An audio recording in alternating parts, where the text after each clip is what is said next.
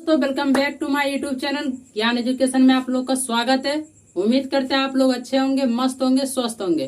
दोस्तों 20 के दांत का जो 2 क्वेश्चन करवाए थे उससे आगे आज क्वेश्चन करेंगे और आप लोग कॉपी और पेन लेके बैठ जाएं और हमारे साथ नोट करते रहें।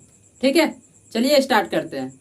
तो दूसरा क्वेश्चन हम लोग का था कि कासू और मदन के बीच में झगड़े का क्या कारण था। कासू और मदन के बीच में झगड़े का क्या कारण था। तो आप लोग को यह आंसर अभी पता होगा। आप लोग मन में बोलिए, कासू और मदन के बीच के झगड़े का यह कारण था कि दोनों, जैसे मदन क्या क्या खेल रहा था, लट्टू। क्या जैसे खेल रहा था, क्या लट्टू ही नचा रहा था। और उसके बाद कासू आया। कासू ने क्या कहा कि दो हमें भी नचाने दो, लट्टू हमें भी नचाने दो। लेकिन मदन ने क्या कहा कि नहीं, तुम्हारे बाप तो इतने बड़े हैं तो आप खरीद लो। ठीक ना। तो ये दोनों के बीच में यह झगड़े का कारण था।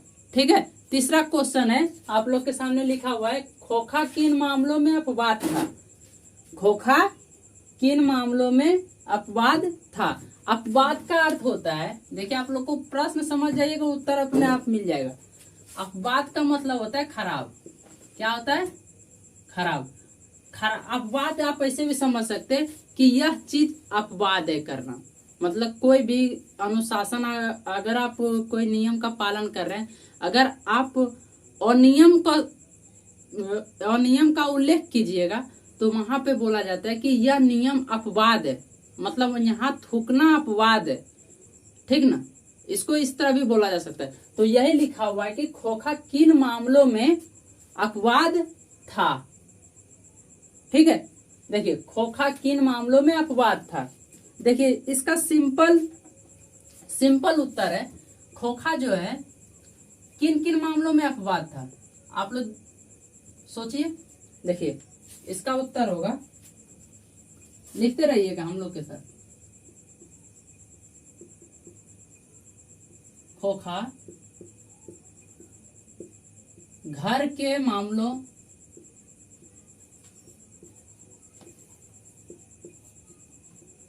मामलों में अपवाद था।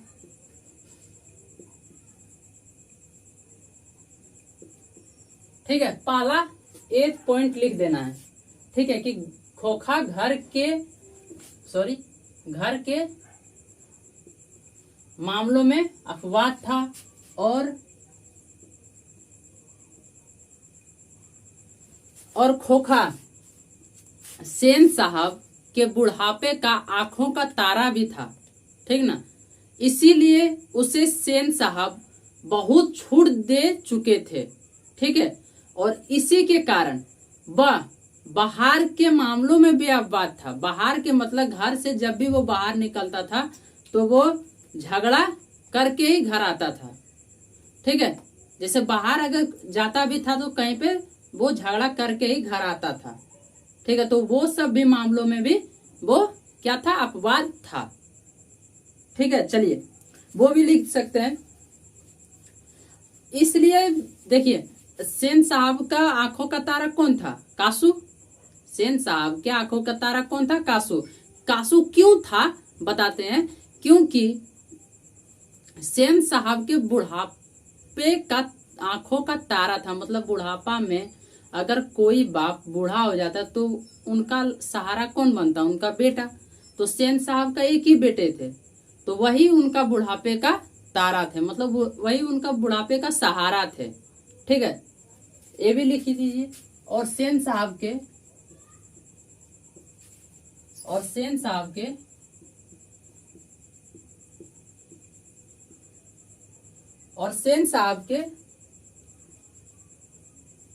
बुढ़ापे के सहारे, बुढ़ापे के सहारा था। बुढ़ापे के सहारा था। कौन था? सहारा था। कौन था? तो खोखा था, क्योंकि खोखा के अनुसार आंसर दे रहे हैं। ठीक ना। तो कौन था? खोखा था। ठीक है, बुढ़ापे के सहारा था खोखा। ठीक है, फुल स्टॉप लगा देना। इसके बाद आगे सोचेंगे, आगे क्या लिखेंगे। इसलिए सेन साहब खोखा को अधिक छूट दे रखा था। ठीक है। अगर एक आप अपने आसपास पड़ोस में देखते होंगे कि जिनका एक बेटा होता है उनको अधिक छूट मिलता है, ठीक है। ऐसा सिर्फ 100% में 80% का ही होता है। इसके बाद 20% अपने नियम अनुसार ही चलते हैं, ठीक है। जिनका एक बेटा होता है उन्हें अधिक छूट दिया जाता है, ठीक है। तो आप ये भी लिख सकते हैं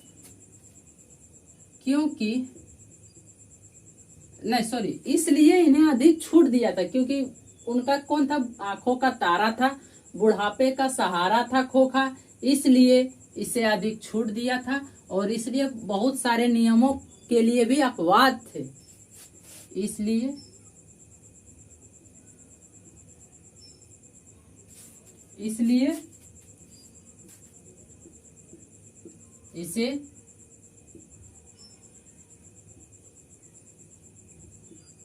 इसे अधिक छूट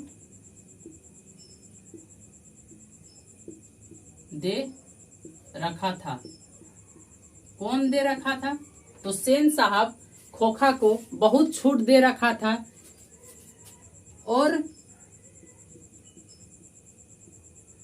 और बहुत सारे नियमों के लिए भी खोखा अपवाद थे और बहुत सारे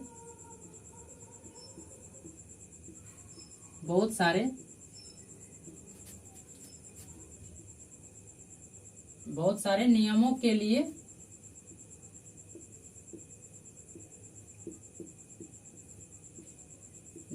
लिए खोखा अपवाद थे। एकदम सटीक आंसर है, खोखा अपवाद थे।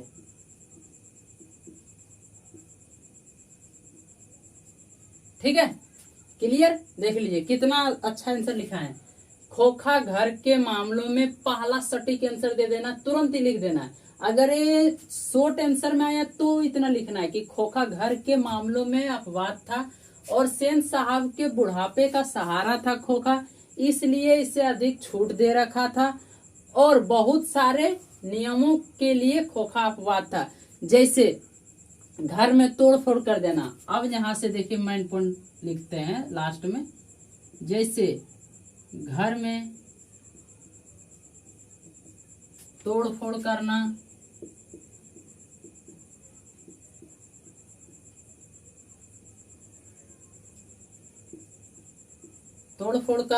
ठीक है, कोमा दे देना। जब आप जैसे में कोई भी चीज लिखिए तो आप अधिक आंसर इसका जानते हैं, जैसे में अधिक लिखा जाता है तो उसको कोमा लगाया जाता है, इसको इन्वर्टेड कहते हैं, ठीक ना, इंग्लिश में। तोड़ फोड़ करना, घर वालों का बात नहीं मानना, घर वालों का बात नहीं मानना, ठीक है, कोमा। दूसरों से लड़ाई करना,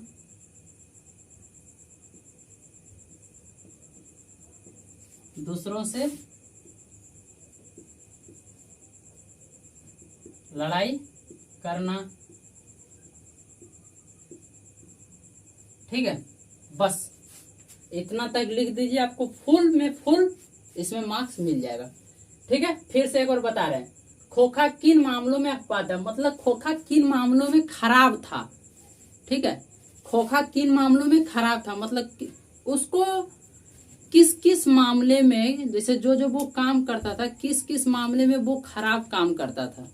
तो घर के मामलों में खराब काम करता था क्योंकि घर में उसको जो भी बोला जाता था वो करता ही नहीं था, वो ना तो बात सुनता था किसी का, ना तो और कुछ सुनता था, वो सिर्फ अपना मन मर्जी करता था, ठीक है।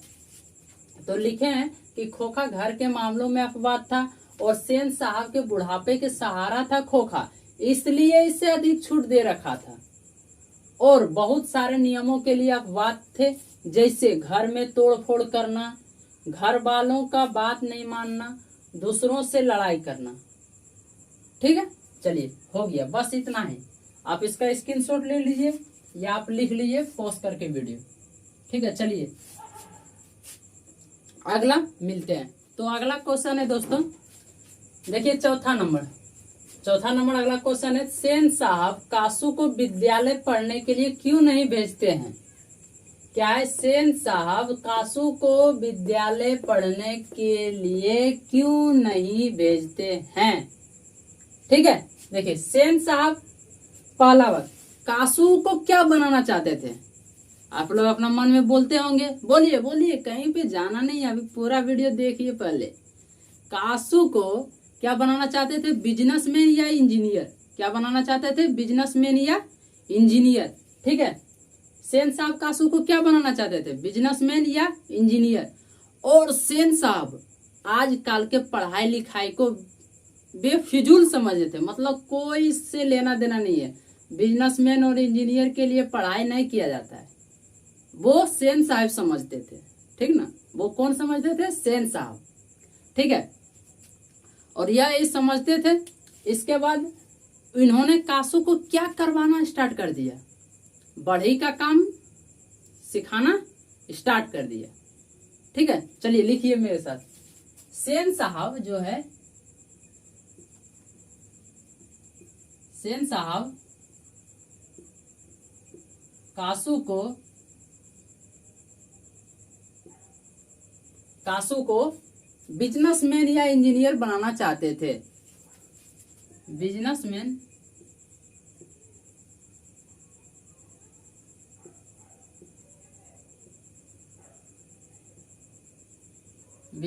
एवं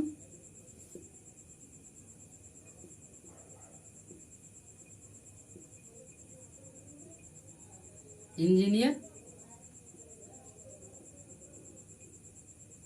बनाना चाहते थे। और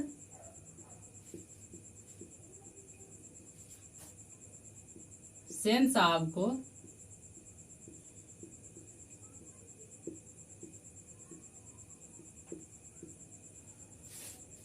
इसके लिए पढ़ाई बेफिजूल लगते थे, और सेन साहब को इसके लिए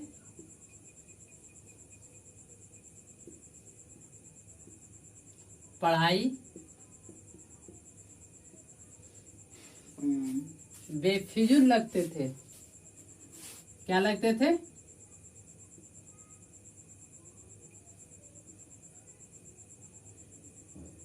बेफिजूल लगते थे। ठीक है, इसलिए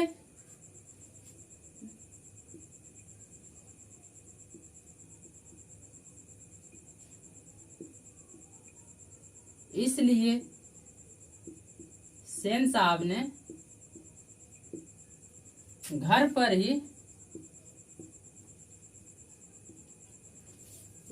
ही अपने बेटे को, किसको? अपने बेटे को बढ़ई का अर्थ होता है जो दरवाजा खिड़की बनाते हैं, उसी को कहा जाता है बढ़ई। बढ़ई का काम सिखाने लगे। बढ़ई का काम सिखाने लगे।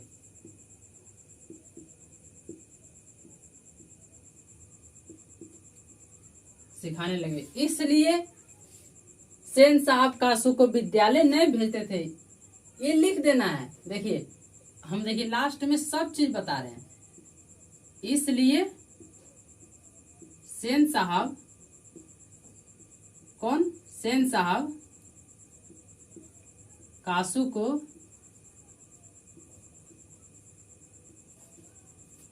को विद्यालय नहीं भेजते थे। कासू को विद्यालय नहीं भेजते थे।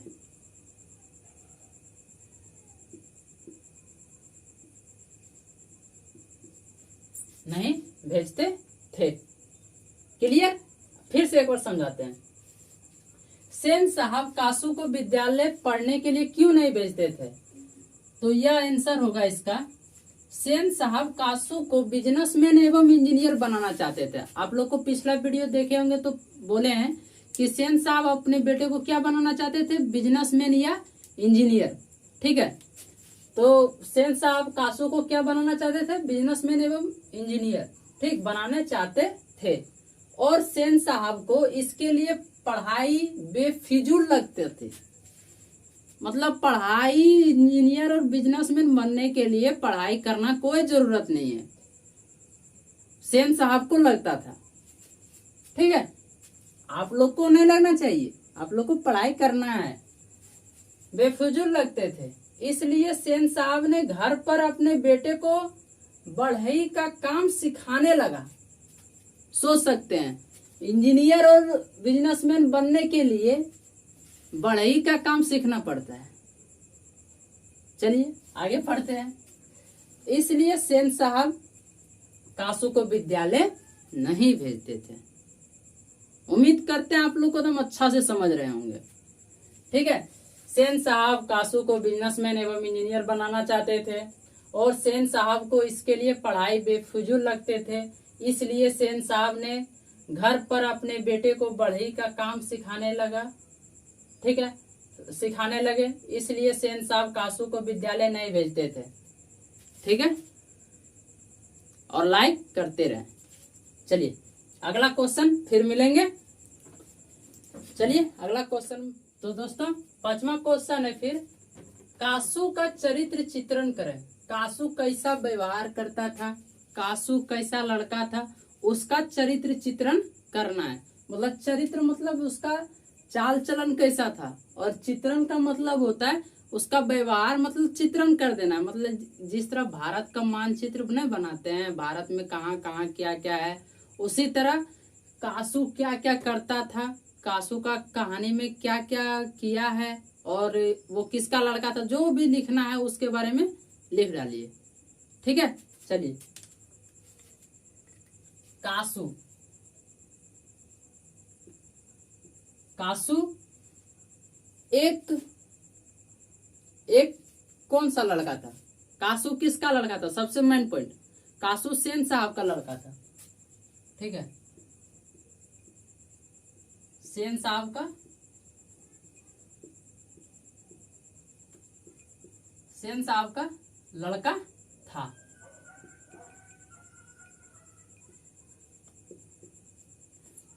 ठीक है, कासू किसी का बात नहीं सुनता था। ठीक है, कासू किसी का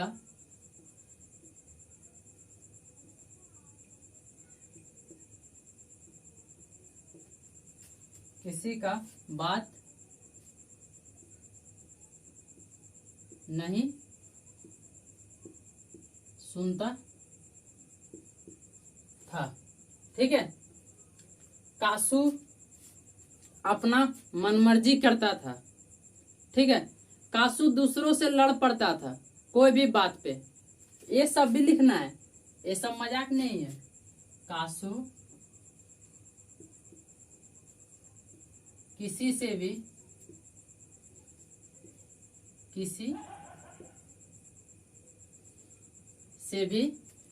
कोई बात पे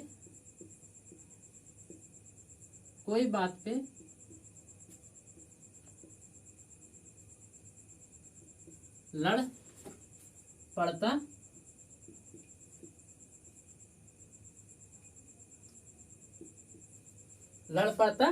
था। ठीक है, और लिखना है इसमें, कासू दुर्व्यवहार करता था। मतलब दुर्व्यवहार का मतलब होता है, मतलब कोई किसी से लेना देना नहीं, कोई किसी का बात नहीं सुनता था। जैसे हिंदी का भाषा में दुर्व्यवहार करता था। कासू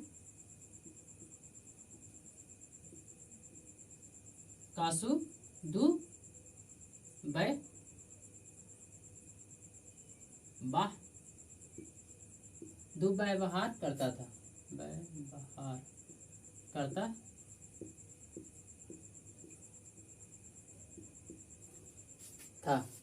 ठीक है, इतना लिख दिए। इसके बाद इसके बाद लिखना है कि इसके बाद लिखना है उनके मन में जो आता था वही करता था, उसमें अहंकार कृत था, अहंकार का भावना था, उसे अहंकार था। अहंकार मतलब होता है कि हमको, जैसे अहंकार का मतलब हो जाता है कि हम एक बेटा है तो हम कुछ भी करेंगे, ठीक है, उसे अहंकार था। ठीक है, अहंकार किस बात पे था? तो हम एक बेटा है, हम कुछ भी करेंगे, ठीक है, क्योंकि सेन साहब का एक लौता पुत्र था जो कि बुढ़ापे का आंखों का तारा बनना था उसको, लेकिन वो बना नहीं। ठीक है, चलिए हो गया, आप इसको लिख लीजिए। हाँ, तो अगला क्वेश्चन है दोस्तों हम लोग के सामने, 20 के दांत शीर्षक की सार्थकता स्पष्ट कीजिए। Very very important question. 20 के दांत शीर्षक महल और झोपड़ी वालों के बीच की लड़ाई है। ठीक है, हम अपना भाषा में समझाते हैं। 20 के दांत शीर्षक महल और झोपड़ी वालों की लड़ाई है। ठीक है, जिसमें मदन द्वारा पीटे गए, किसको पीटा गया? तो कासू को पीटा गया। ठीक है, मदन द्वारा पीटे गए कासू को जो दांत दो टूट गए, जो 20 का दांत था जो वो टूट गया। 20 का दांत मतलब उसका घमंड टूट गया।